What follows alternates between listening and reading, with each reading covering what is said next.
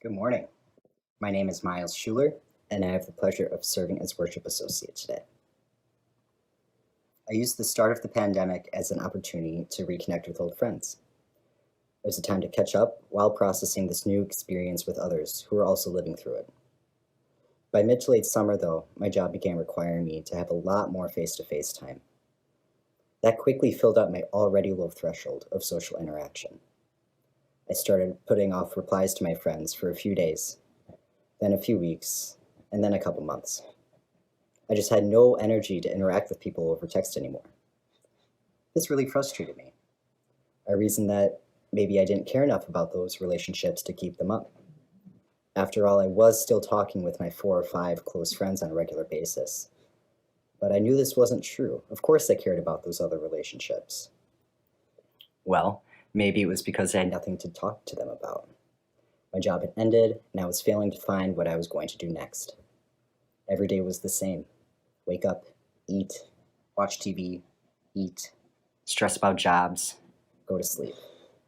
I didn't have the energy to do anything else, let alone talk with people. This pattern continued until the week between Christmas and New Year's. I went with my family to our cabin in the Northwoods, my happy place. I decided to put off thinking about jobs while I was there, instead focusing on keeping myself engaged during the day. I took daily walks with my dog, showered regularly, and worked on a personal project I put aside a couple months before.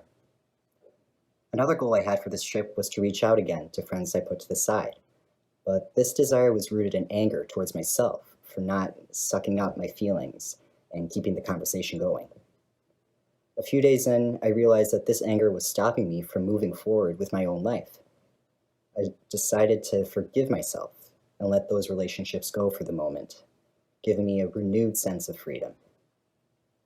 With that release, I started feeling better and allowed myself to picture potential jobs while I was still at the cabin. With my new skill of letting go, I tried out a new approach. Previously, I hadn't applied to anything from fear of going down the wrong path, but this time I focused on short-term seasonal positions that would let me dip my toes in my desired field.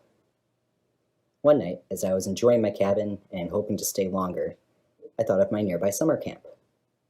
Lo and behold, they had an opening for a summer position that I was perfectly qualified for.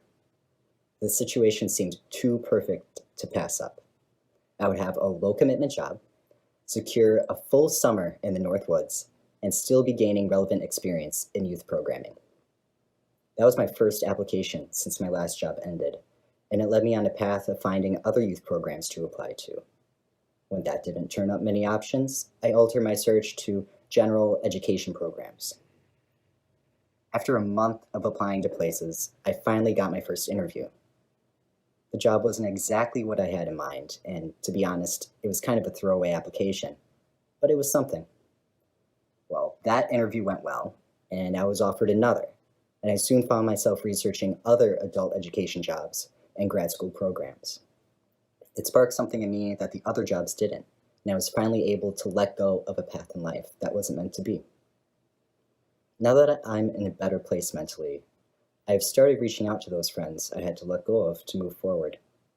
Some have responded, while others haven't, which I understand. They might be in a place where they can't reach out, and that's okay. I see that darker time of late 2020 as the reason I was able to take my first step down an unexpected career path.